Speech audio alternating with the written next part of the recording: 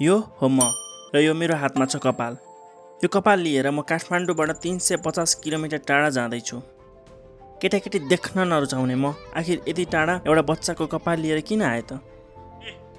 नेपाली परम्परा अनुसार जन्मिएपछि पहिलो पटक कपाल काट्दा मामाले काटिदिनु पर्ने परम्परा छ र काटिएको कपाल पवित्र ठाउँमा बगाइदिए कपाल लामो राम्रो आउने विश्वास रहेको छ। सोही अनुरूप मैले मेरो भान्जीको कपाल केही समय अगाडि काटिदिएको थिएँ र त्यो काटिएको कपाल बगाउनको लागि म त्यस्तो ठाउँ खोज्दै थिएँ जुन विशेष होस्।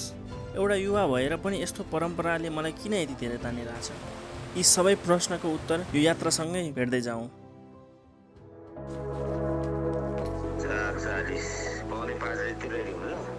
ओहो, हामी त 4 बजे आउँछौँ त आइसक्यौँ त।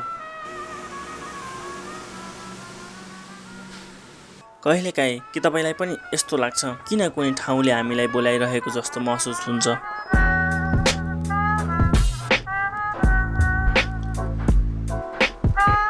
हामी आफैलाई थाहा हुँदैन किन त्यहाँ जान मन लागिरहेको छ। सायद त्यो ठाउँ सुन्दर भएर होइन, सायद त्यहाँ कुनै उत्तर लुकेको भएर होला। खै बाटोमा छौँ एकदम।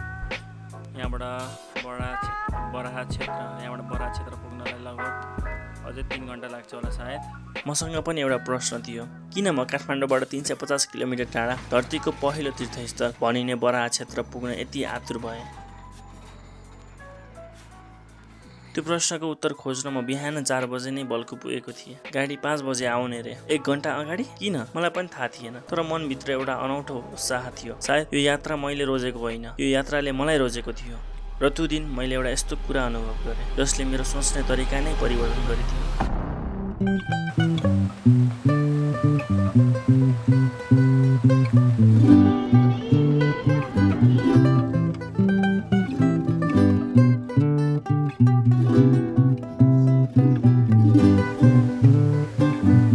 लगातार 10 घन्टाको यात्रापछि हामी कोशी पुलमा पुग्यौँ। यही पुलबाट पहाड बिस्तारै पछाडि छुट्दै जान्छ र नेपालको विशाल तराई सुरु हुन्छ। कोशीको बहाव, हावाको स्पर्श र मनभित्र बढ्दै गएको उत्सुकता त्यहाँबाट बराहा क्षेत्रको प्रवेशद्वार देखिन थाल्यो। गेटबाट हाम्रो गन्तव्य अझै 4 किलोमिटर टाढा थियो। जम्मा 4 किलोमिटर, त्यति त म हिँडिहाल्छु नि भन्दै अगाडि पुगेको दाइले ट्र्याक्टर रोकेर भन्नुभयो, जाने हो? म मुस्कुराउँदै भने, यस्तो पनि सोध्ने कुरा हो र? त्यो करिब 45 मिनटको ट्र्याक्टर यात्रा मेरो लागि साधारण सवारी थिएन। धुलो, हावा, कलकल बगिरहेको खोला र बिस्तारै नजिकै गरेको बराहा क्षेत्र।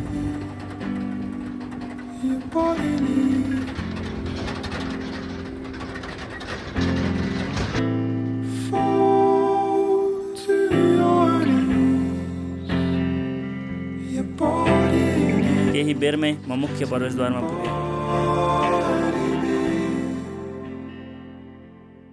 धन्यवाद। हजुरको नाम चाहिँ भनिदिनु त? मेरो त दाइ विकल। हजुर? विकल। ल भाइलाई पनि धेरै धन्यवाद। ल यो दाइको, यो भाइको गाडी हो?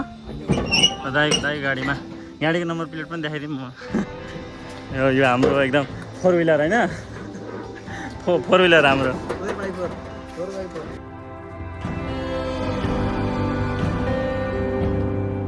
जब म मुख्य गेटभित्र पसेँ, साँच्चै भन्नुपर्दा मलाई कुनै विशेष अनुभूति भएको थिएन। जस्तै अरू मन्दिरमा जाँदा हुन्छ ठ्याक्कै त्यस्तै। मैले सोचेँ सायद धेरै सुनेको भएर अपेक्षा बढी थियो या केही विशेष त्यस्तो थिएन।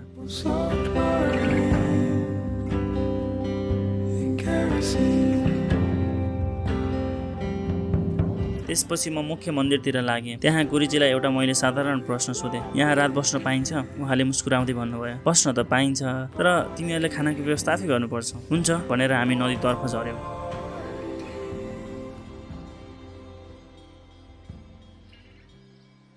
तर त्यही बेला मेरो मनमा एउटा बिहानको घटना फेरि खुल्न थाल्यो।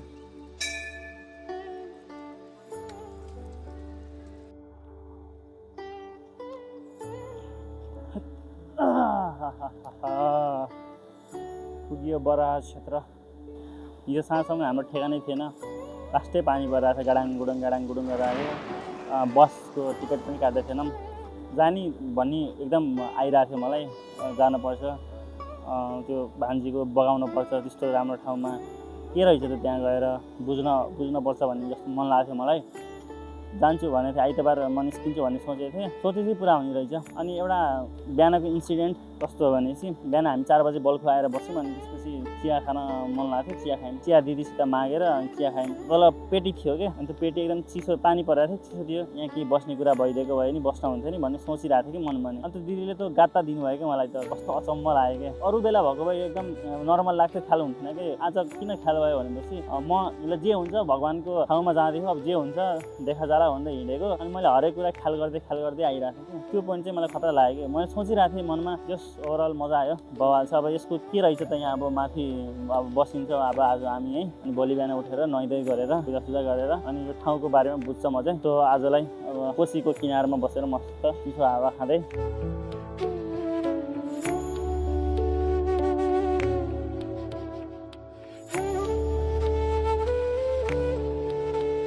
नदीबाट फर्किएपछि हामी बस्ने ठाउँ मिलाउँदै थियौँ। त्यत्तिकैमा गुरुजी फेरि आउनुभयो। खाना खायो भनेर सोध्नुभयो। सामान्य कुराकानी सुरु भयो। अचानक मैले सोधिहालेँ, गुरुजी कति वर्ष भयो यहाँ बस्नुभएको? उहाँ केही बेर मुस्कुराउनु भयो र भन्नुभयो, पहिलो पटक कसैले मलाई यो प्रश्न सोध्यो। त्यसपछि उहाँको कथा सुरु भयो।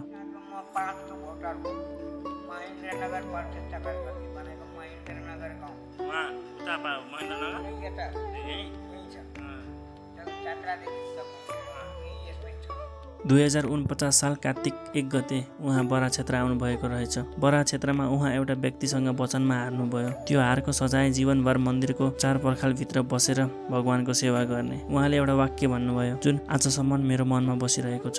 वचनमा हारेको मान्छेले जन्म कैद जस्तो सजाय पाउँछ। म त्यो सजाय भोगिरहेको छु।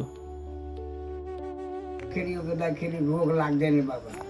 रोग लागेपछि त काम खतम भयो। म निशब्द भए। यति ठुलो त्याग, यति ठुलो प्रतिबद्धता अझै पनि सम्भव रहेछ। गुरुजी आफ्नै स्थानमा फर्किनु भयो र हार्मोनियम बजाउन थाल्नुभयो।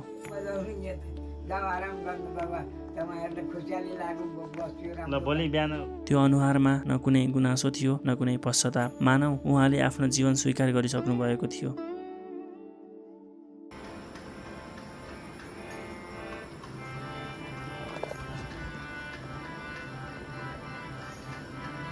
म हार्मोनियमको धुन सुन्दै एउटै कुरा सोचिरहेँ। सायद यही एउटा कारण थियो जसले मलाई बरा क्षेत्रसम्म ल्यायो। त्यो रात धेरै महिनापछि म बिना कुनै चिन्ता गहिरो निदाएँ। न भविष्यको डर न कुनै तनाव, सिर्फ शान्ति।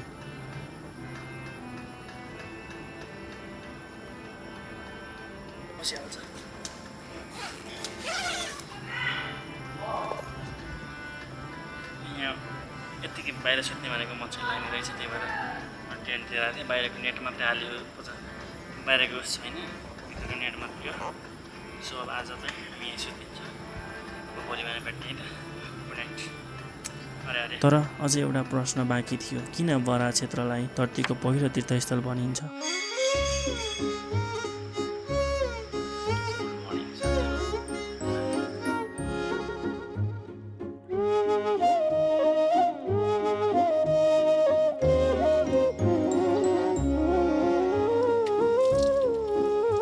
घरबाट आउने पुकाहा नदी र माथि हिमालबाट आउने कोशी नदीको सङ्गममा डुब्की लिँदैन। अब हाम्रो पाप पुण्य अब के गऱ्यौँ अब सब एकदम स्वच्छ मन सफा हुन्छ। जय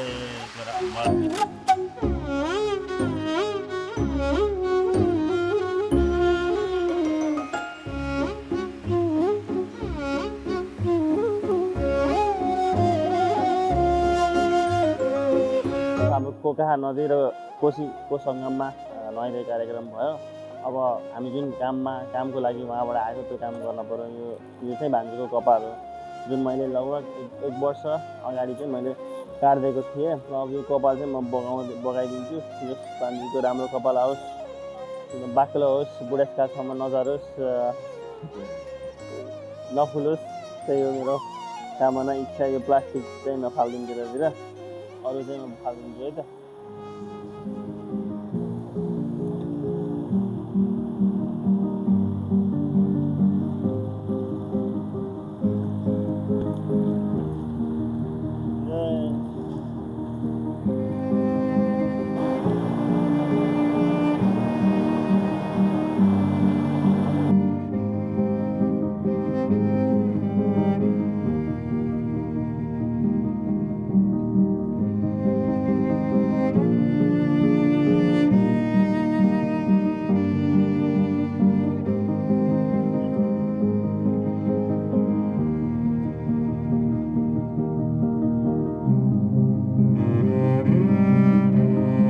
बराह क्षेत्र विष्णुको 10औं अवतार मध्ये खासै राम्रो आएन यसरी पक्नुहोस् म सुनाउँछु। बराह क्षेत्र विष्णुको 10औं अवतार मध्ये तेस्रो अवतार हो। भगवान विष्णुको कुनै समयमा हिरण्याक्ष नामको राक्षसले पृथ्वीलाई आफ्नो अधीन हालेर रसातलमा डुबाएर आएको थियो। महाभारतको तेस्रो खण्ड महाकाव्यमा चर्चा गरे अनुसार पृथ्वीलाई हिरण्याक्ष नाम गरेको दानवले चोरेर पाताल लोकमा लगेको र विष्णु भगवानले आफ्नो सात्विक रूप अर्थात् नरिसाउनेहरूलाई दुःख नदिने नमार्ने रूपबाट परिवर्तन लिई रुद्र रूप लिएर यहाँ भगवानको दर्शन पूजन गर्नाले कुकाको सङ्गम स्नान गर्नाले त्यहाँको जल भगवान चढाउँदाखेरि भगवान परिवार प्रेम मिल्छ, शान्ति मिल्छ। यहाँ गरेको दान पुण्य गर्नाले पितृहरूको मुक्तिहरू पाउँछन् र साहित्य मुक्ति मिल्छ। यहाँको दान पुण्य अक्षय हुनेछ र परिवारभित्र प्रेम बढ्छ, माया मोह बढ्छ, परिवार बिछोड हुन सक्दैन र भन्ने चाहिँ तलले भक्तजनहरू यहाँ आफ्नो मनोकामना लिएर पूजा गर्न आउँछन्। हाम्रो ब्रह्म पुराणको 219 अध्यायले बराह क्षेत्र र आसपासको क्षेत्रमा पितृतर्पण गर्दा पाइने प्राप्तिको बारेमा चर्चा गरेको छ। मानिन्छ कि यहाँ आएर भगवान विष्णुले पितृहरूलाई तर्पण पिण्डदान दिएर पितृलोक पठाएको हुनाले तिनै पुस्ताको पितृ श्राद्ध गर्दा पितृहरू तर्ने विश्वास रहेको छ र यहाँ कार्तिक पूर्णिमाको बेलामा ठुलो मेला लाग्ने गरेको छ। र तामा ढुङ्गा बनाएर चलाउनाले स्पर्श गर्नाले धातुजन्य रोग लाग्दैन भन्ने चलन छ। र विशेष यसलाई चाहिँ अर्को कुरा के छ भने अर्को हामीले चाहिँ पत्थर उठाउँदै भारी छ भने भगवान नारायणले हामीले परिवार उठाउनु होला कसरी उद्धार गर्नु भने सम्झेर उठाउने गरिन्छ।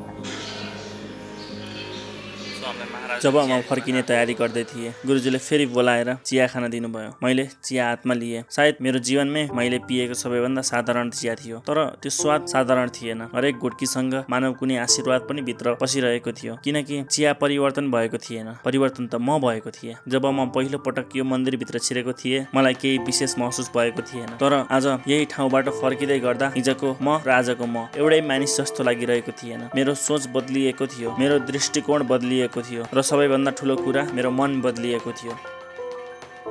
पहिले मनभित्र अनेक आवाज थिए, भोलिको चिन्ता, भविष्यको डर, जीवनको दौड, तर आज मेरो मन त्यही बगिरहेको कोशी नदी जस्तै शान्त थियो। म यहाँ मेरी सानी भान्जीको कपाल बगाउन आएको थिएँ, तर फर्किँदा केवल उसको कपाल मात्र बगेन, मेरो अहंकार पनि बग्यो, मेरो हतार पनि बग्यो, मेरो अनावश्यक चिन्ता पनि बग्यो र सायद मेरो आँखाबाट बगेका केही आँसुले भित्रको धेरै बोझ पनि बगाइदिए। यो यात्राले मलाई एउटा मन्दिर मात्र देखाएन, मानिसहरू पनि चिनायो। बिहान मैले मनमनै सोचेको कुरा नबोल्दै बुझ्ने ती चिया बेच्ने आन्टी, आउनुहोस् भनेर नचिनेका मान्छेलाई ट्र्याक्टरमा चढाउने ती दाई र 24 वर्षदेखि एउटै वचन निभाइरहनु भएको गुरुजी। सायद भगवानको नजिक हुनु भनेको चमत्कार देख्नु होइन, आफ्नो मनलाई जित्नु रहेछ। आज म केवल 21 वर्षको छु र एउटा यात्राले नै मलाई यति धेरै कुरा सिकायो। त्यसैले कहिलेकाहीँ म सोच्ने गर्छु, यदि एउटा यात्राले मलाई यति बदल्न सक्छ भने 24 वर्ष यहीँ बसेर यही हावा सास फेर्दै यही भगवानको सेवा गर्दै आउनु भएको गुरुजीले कति गहिरो जीवन बुझ्नु भएको होला।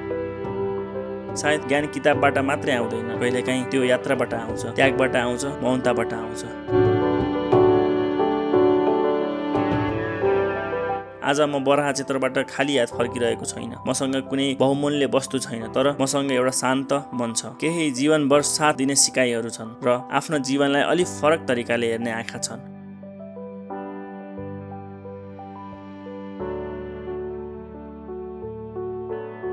यदि यो भिडियो हेर्दै हुनुहुन्छ भने म तपाईँलाई एउटै कुरा मात्र भन्न चाहन्छु, जीवनमा हरेक यात्रा फोटो खिच्नका लागि हुँदैन, हरेक यात्रा भिडियो बनाउनका लागि पनि हुँदैन। कतिपय यात्रा हामी भित्र हराएको आफूलाई भेट्नका लागि हुन्छ। त्यसैले यदि कुनै दिन तपाईँको मनले कुनै ठाउँ जान बारम्बार भनिरहेछ भने एकपटक समय निकाल्नुहोस्। सायद त्यो ठाउँले तपाईँलाई संसार देखाउने छैन, तपाईँलाई तपाईँ आफैसँग भेट गराउनेछ।